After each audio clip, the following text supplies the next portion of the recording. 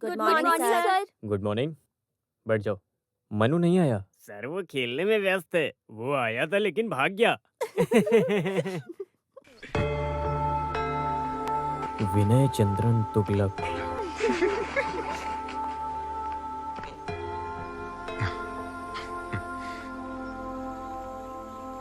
विनय चंद्रन मेरे लिए ही लिखा गया है, लेकिन ये तुगलक कौन है?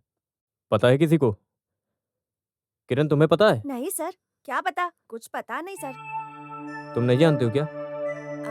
एक बार अखबार में पढ़ा था सर।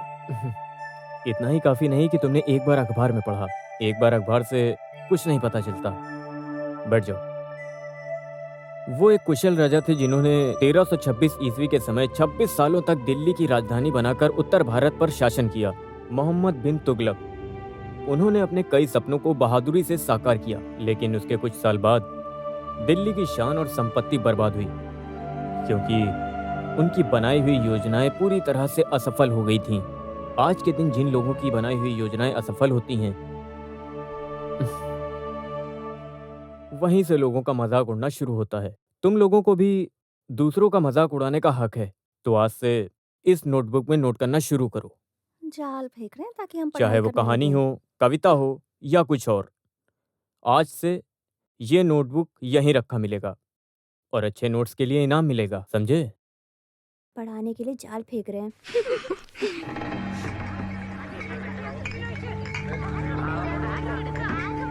कहाँ लेकर जाना है? इधर रखूं क्या?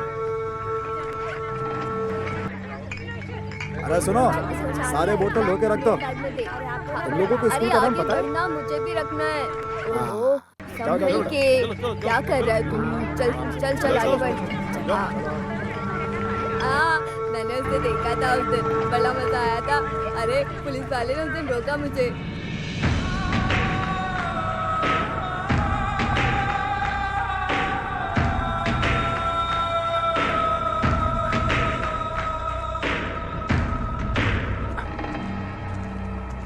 कौन हो तुम?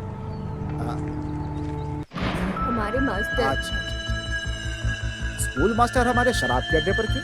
यहाँ रिटेल नहीं बेचते। मैं यहाँ शराब लेने नहीं आया। फिर? मैं ये जानना चाहता हूँ ये सब रुकेगा या नहीं। हाँ। तुम्हारा ये घटिया बिजनेस बच्चों की जिंदगी बर्बाद कर रहा है। आज के बाद ये सब नहीं चलेगा। ये इतना आसान नहीं है मास्टर। ये सब अपने स्कूल में ही रखिए, ये सब हमारे लिए काम करते हैं। तुम लोग जाओ। वो कहीं नहीं जाएंगे। हाँ? तुम सब बैग अपने नीचे उतारो। नहीं उतारना। तुमने इन्हें गोद लिया है क्या? अगर ज्यादा बात करोगे तो वहाँ फेंक के तुम्हें जला दूंगा। ये सब कोई डुप्लीकेट स्पिरिट नहीं है, बहुत हाई क्वालिटी का है। एक माचिस में तो तुम्हारी पूरी आरती उतर जाएगी, जलकर खाक हो जाओगे, खाक। करुंगल कुंजी, इन बच्चों को अच्छे से पढ़ा लिखा कर सफल बनाने की मेरी जिम्मेदारी है। ऐसे में इनके सामने कुछ गलत बोलकर मैं अपनी जबान गंदी नहीं करूंगा। सब चलो मेरे साथ।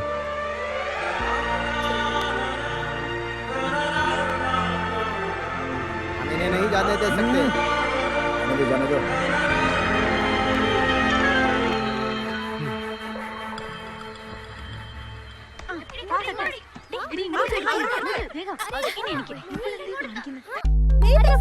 क्या कर रही है तू? अरे चल नहीं। ला मुझे दे, मैं इधर इधर इधर ऐसे ये ले जा। हाँ हाँ हाँ हाँ। वो लड़के हमें छिपकर देख रहे हैं। ये ला ये सुन, बॉल संभाल, ये ले। हाँ बहुत अच्छे।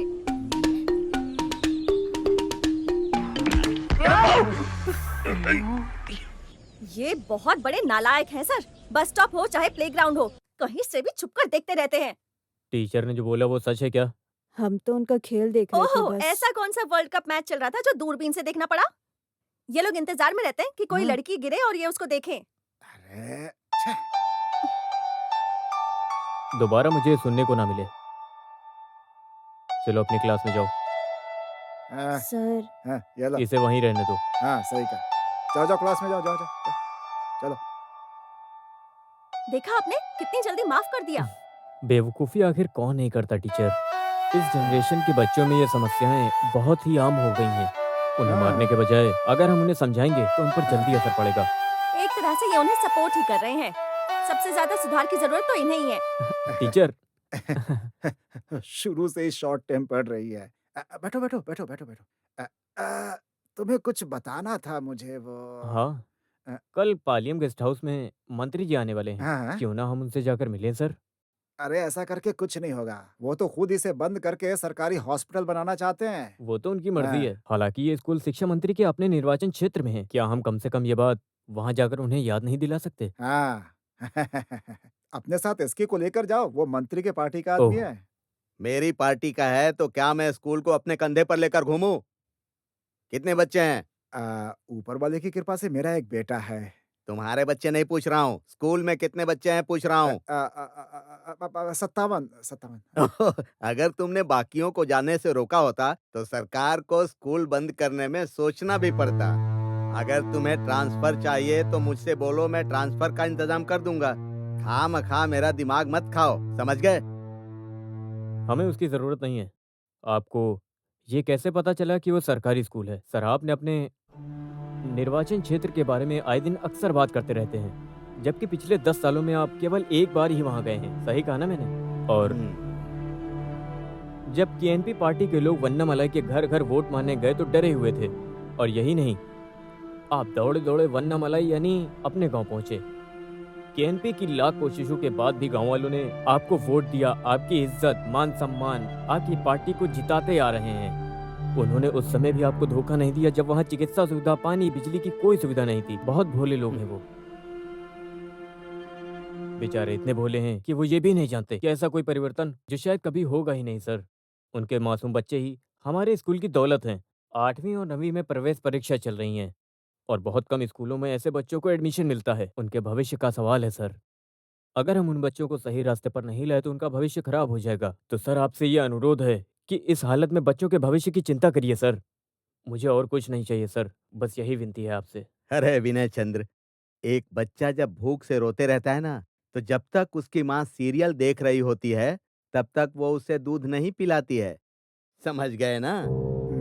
जब आप लोग मुझसे अपनी सुविधाओं के बारे में बात कर रहे हो तो मैं भी आपकी योग्यता के बारे में पूछता हूँ। क्या आप अभी चल रही परीक्षाओं में किसी छात्र को पास करवा सकते हो? बताओ मुझे। अच्छा सर। आपकी हरकतों की वजह से मुझे शर्मिंदा होना पड़ता है। अध्यापक का दायित्व तो होता है, वो छोड़ो। अगर आप लोग अपनी ड्यूटी ईमानदारी से किए होते ना तो एक छात्र तो पास होता ही। तुम्हारी स्पीच सुनकर ऐसा लगा कि मैं ही स्कूल का दुश्मन हूँ। अच्छा रिजल्ट लाकर दिखाओ, फिर मैं स्कूल में सारी सुविधाएं दे दूंगा। ठीक है सर, दोष तो केवल लोगों का है। जब आप उनसे वोट मांगने गए थे तो उन्होंने ये नहीं देखा कि आप अपने वादे को पूरा करेंगे। अगर वो बोलते कि पहले रिजल्ट दो, उसके बाद वो वोट देंगे, तो आज आपसे कोई सवाल जवाब नहीं कर रहा होता सर। आखिर आज आपने पावर में आने के बाद ये बात बोल ही दी। चलता हूँ। अच्छा सर। एसके, हाँ?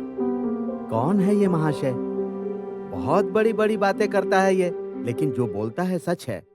इसकी बातों में मुझे फायर नजर आती है। नक्सल या माओवादी कहकर उसे भटका नहीं सकते।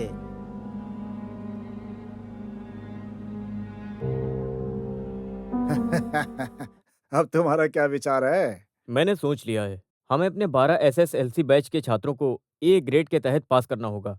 क्या आप मंत्री के बोले हुए शब्दों को अरे भूल गए? नहीं, उनके बोले हुए शब्द तो सुनहरे हैं, हम इतिहास में उतारेंगे उन्हें। हमें लिखना होगा सर। हमें वाकई में मंत्री के बोले हुए शब्द सुनहरे अक्षरों में लिखने होंगे।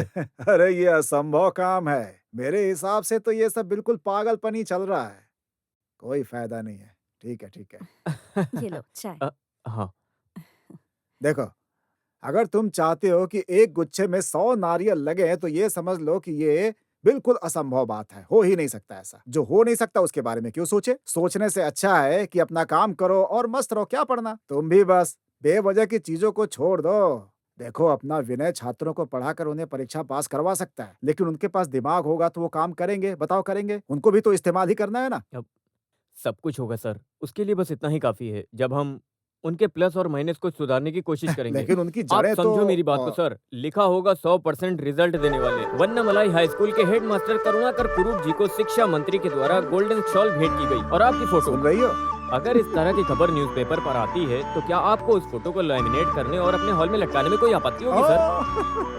नहीं होगी ना। हम पहले अपने छात्रों को उनके आत्मविश्वास की कमी और एग्जाम के डर को निकाल देंगे। क्या हमें एक एग्जाम दिलवाना होगा सर। क्वार्टरली एग्जाम की व्यवस्था करनी होगी? हाँ सर। अरे विनय, तुम मेरी शांति क्यों भंग करना चाहते हो भाई? अरे आप टीचर को धमका क्यों रहे हैं? अरे मैं क्वार्टरली एग्जाम नहीं रख सकता, रूल्स के खिलाफ है भाई। अच्छा, रूल्स में लिखा है क्लासरूम को स्टोर रूम बना सकते हैं। मुंह बंद करो अपना।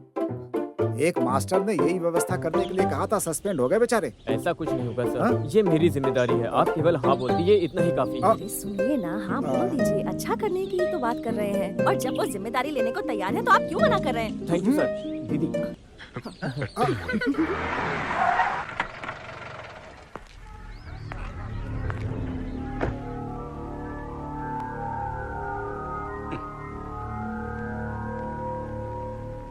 आप कुछ बोलते क्यों नहीं हो? क्या आपसे किसी ने डीईओ के सामने मुंह बंद रखने के लिए बोला है? नहीं सर वो ऐसा नहीं है सर, ये बच्चे क्या क्या ये सब इसके ऊपर से ऐसे लोगों को समर्थन कर रहे हो? दरअसल इस बारे में मुझे खबर ही नहीं थी सर। विनय चंद्र हेडमास्टर को बोल देते हैं तो वो मान लेते हैं। हम सीनियर्स को तो बेवकूफ समझा जाता है। आप उस अमृत को ज्यादा दिनों तक नहीं पी सकते।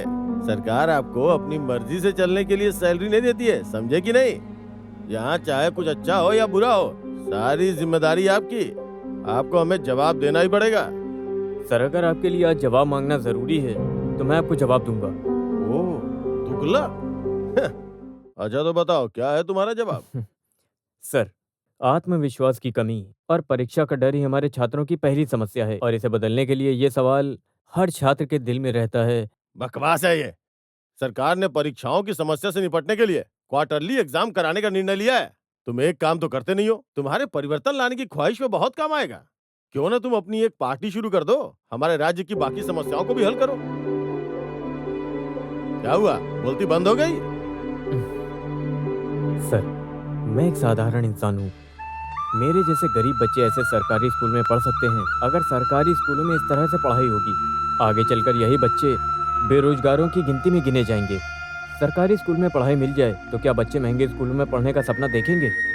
क्या आपने कभी एक जिला शिक्षा अधिकारी पद पर होते हुए इसके बारे में सोचा है? आप इतने बड़े जिला शिक्षा अधिकारी होते हुए भी इसके बारे में ना सोच पाए। डैमेज पड़ी बिल्डिंग, ना लैब का बंदोबस्त, ना ही कंप्यूटर की व्यवस्था, ना ही पढ़ाने के लिए पर्याप्त टीचर, ना स्टाफ। इस स्कूल के गरीब बच्चों के साथ न्याय करना हमारे नेता और मंत्री जी भूल गए। कृपा करके उन पर रहम दिखाइए सर। कितनी बार मैं आपके सामने आया था। ये इनके पास कब गए? मैं अपने लोगों की मदद से उम्मीद की एक किरण लाने की पूरी कोशिश कर सकता हूँ।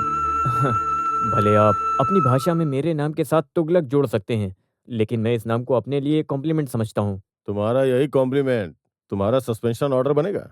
तुम अपनी ये बकवास किसी और के सामने करना। सस्पेंशन की बात करके आप मुझे धमका नहीं सकते सर। आपको जो सही लगे वो करिए सर, क्योंकि मैं अब क्वार्टरली एग्जाम नहीं करूंगा। अब होगा असेसमेंट टेस्ट। एक काबिल मास्टर छात्रों की मदद तभी करता है जब वो उनको पढ़ाई के स्तर पर जानता हो, और डिपार्टमेंट मुझे ये काम करने से नहीं रोक सकता, बिल्कुल नहीं।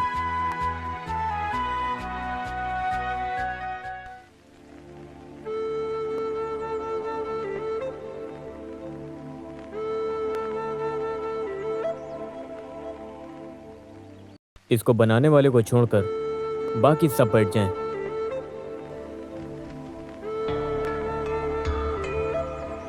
ओह, जिसने इसे बनाया है वो खुद मेरे पास चलकर आना चाहिए।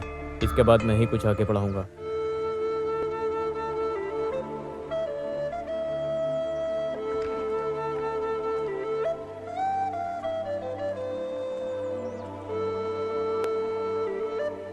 मेरी इस नई कहानी में एक लड़की की एंट्री होती है जो दिखने में इतनी सुंदर है कि उसका कोई मुकाबला नहीं।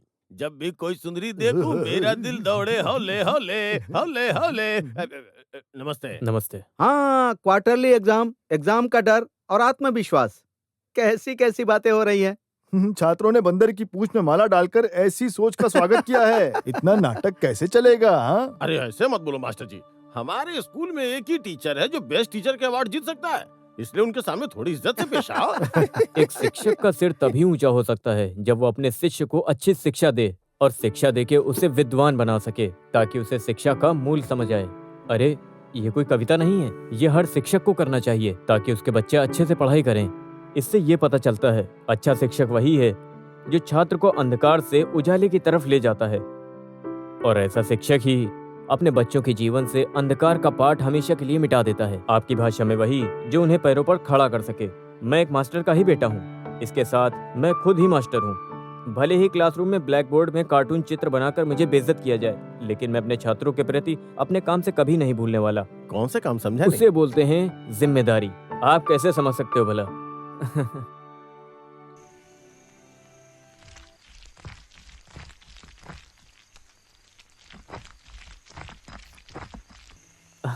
अरे आप यहाँ?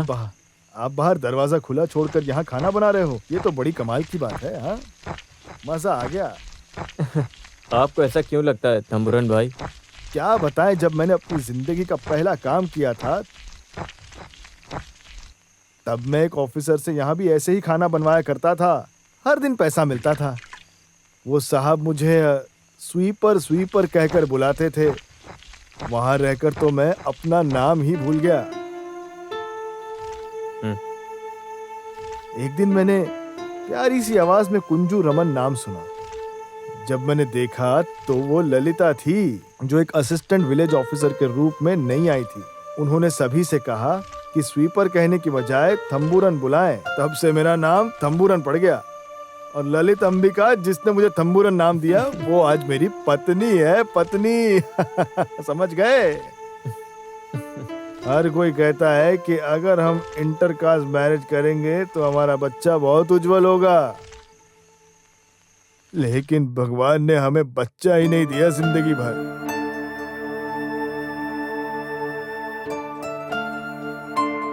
बच्चा नहीं तो भाई तो दिया। आज बहुत अजीब लग रहे हो, क्या बात है? खुश हो या दुखी? 200 ml खुशी और 300 ml उदासी। अपना तो ऐसा चलता रहता है। ठीक है, वैसे इस सुख और दुख के पीछे की वजह क्या है? आपने उस मोटे एसके और उसके सपोर्टर वीडीसी की बोलती बंद कर दी।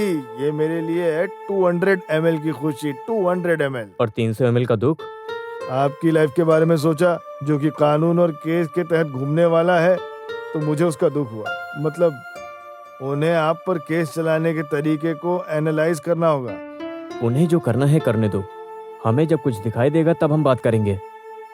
थंबुरन भाई, तुम बैठो, मैं पापड़ तल के आता हूँ। वो मेरी दलिया रखी है, तुम उसे खा लो, मैं आता हूँ। सही कहा, उसे खाकर मैं कुछ देर के लिए अपनी भूख को शांति दे सकता हूँ। विनय, बच्चे भी तुम्हें चिढ़ाने में कोई कमी नहीं रख रहे। थंबुरन भाई, मुझे इससे कोई फर्क नहीं पड़ता, क्योंकि मुझे मेरा लक्ष्य दिखाई पड़ता है। ऐसा है तो उन्हें रहने दो विनय। जब तक हम उन्हें लाइन में खड़ा करके कुरूप सर के सामने पीटेंगे नहीं, तब तक उनमें बदलाव की शुरुआत नहीं होगी। समझ गए तुम? फिर देखते हैं कैसे नहीं सुधरेंगे।